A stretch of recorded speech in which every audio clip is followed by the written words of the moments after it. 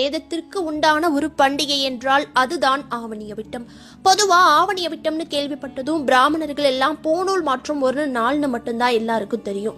பூநூல் பிராமணர்கள் மட்டும் இல்லைங்க, விஸ்வகர்மா சமூகத்தினரை சார்ந்த ஐங்குலத்தவரும் பூநூல் மாற்றிக்கொள்வாங்க. வெறும் பூநூல் மாற்றும் சடங்காக மட்டும் ஆவணியவிட்டம் இருக்காது. அது வேத கல்வியை தொடங்கும் ஒரு நாள்னு சாஸ்திரங்கள்ல கூறப்பட்டிருக்கு. கல்வி கற்பதையும் கற்பிப்பதையும் போற்றும் ஒரு விழாதான் ஆவணியவிட்டம். இந்த வீடியோல பூநூல்னா என்ன, அதை ஏன் சில சமூகத்தினர்கள் மட்டும் போட்டுக்கிறாங்க, அப்படி போட்டுக்கிறதால அவங்களுக்கு என்ன நன்மை நடக்குது, ஏன் மற்ற சமூகத்தினர் போட்டுக்கிறது இல்ல, அதோட விஸ்வகர்மானா யாரு, விஸ்வகர்மா சமுதாயத்தை சார்ந்த ஐங்குலத்தவர்கள் பற்றிய மறைக்கப்பட்ட வரலாறும் இந்த ஒரே வீடியோல தெரிஞ்சுக்க போறோம். சோ ஸ்கிப் பண்ணாம வீடியோவை முழுசா பாருங்க. அதுக்கு முன்னாடி நீங்க இன்னும் நம்ம சேனலை சப்ஸ்கிரைப் பண்ணலைன்னா உடனே சப்ஸ்கிரைப் பண்ணிடுங்க. வாங்க இப்ப வீடியோக்குள்ள போலாம். முதலில் பிராமணர்களுக்கு முன்னர் விஸ்வ பிரம்ம குலத்தில் தோன்றி பிராமண பட்டம் பெற்றவர்கள் விஸ்வகர்மா இன மக்கள். பூநூல் போட்டிருந்தாலே அவங்க பிராமணர்கள்னு நிறைய பேர் நினைச்சிட்டு இருக்காங்க.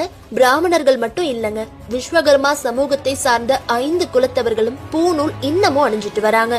விஸ்வகர்மா இன மக்கள் பிராமணர்களை விட உயர்ந்தவங்களான்னு நீங்க கேட்டீங்கன்னா கொஞ்சம் யோசிச்சு பார்த்தா உங்களுக்கே தெரியும். நம்ம தெய்வமா வழிபடுற தெய்வ சிலைகளை படைத்து உருவாக்குனதே இந்த விஸ்வகர்மா ஸ்தபதிகள் தான். இவங்க செய்யற சிலையும் விக்கிரகங்களையும் தான் வேதங்கள் போதும் பிராமணர்கள் பூஜை செஞ்சு வராங்க. அந்த சிலைக்கு உருவம் அளித்து கடவுளையே அந்த சிலைக்கு உயிர் கொடுத்த ஸ்தபதிகள் தான் உண்மையான பிராமண குல மக்கள்னு 4 வேதத்திலும் போற்றப்படுகிறார்கள்.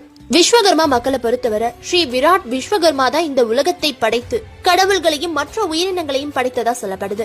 விஸ்வகர்மா போட்டோவை தேடி பாத்தீங்கன்னா 5 முகத்தோடு கம்பீரமா நடுவுல உட்கார்ந்திருப்பாரு. அவரை சுற்றி அவரால் படைக்கப்பட்ட சிவன், விஷ்ணு, பிரம்மா மற்ற தேவர்களும் விஸ்வகர்மாவை வணங்கி நிற்பாங்க. காலப்போக்கில் விஸ்வகர்மா என்ற கடவுளை மறந்து தனித்தனியா சிவன் தான் பெரியவர், விஷ்ணு தான் பெரியவர்னு சண்டை போட்டுக்கிட்டு 5 தலை கொண்ட விஸ்வகர்மாவை ஒரு தலை கொண்ட விஸ்வகர்மாவா மாற்றி அவரை வெறும் தேவ சிற்பியா கட்டிடம் கட்டுறதுக்காகவும் ஆயுதங்கள் செஞ்சு கொடுக்கறதுக்கு மட்டும்தான் பயன்படுத்தி வந்ததா விஸ்வகர்மாவோட புகழை குறைச்சு சொல்லிட்டு வராங்க. பூநூல் என்பது உண்மையில் படைக்கும் காக்கும் தொழிலை செய்தவர்களை மாலை அணிவித்து மரியாதை செலுத்தும் ஒரு சடங்கு. ஆசாரிகள் சிற்பிகளுக்கெல்லாம் அவங்க தொழிலை தொடங்குறதுக்கு முன்னாடி காலையில அரசர்களோ இல்ல அந்த உரிமையாளரோ மாலை அணிவித்து மரியாதை செய்வது வழக்கம். தச்சு வேலை பார்க்கும் போது மாலை குறுக்கிடாமல் இருக்க இடது தோள்பட்டையில் மாலையை ஒரு பக்கமாக அணிந்து வலது கையை சுவாதீனமாக இருக்கும்படி போட்டுக்குவாங்க. மாலையில் மலர்கள் அனைத்தும் உதிர்ந்து பூநூல் மட்டும்தான் மிச்சம் இருக்கும். இந்த நடைமுறை தினமும்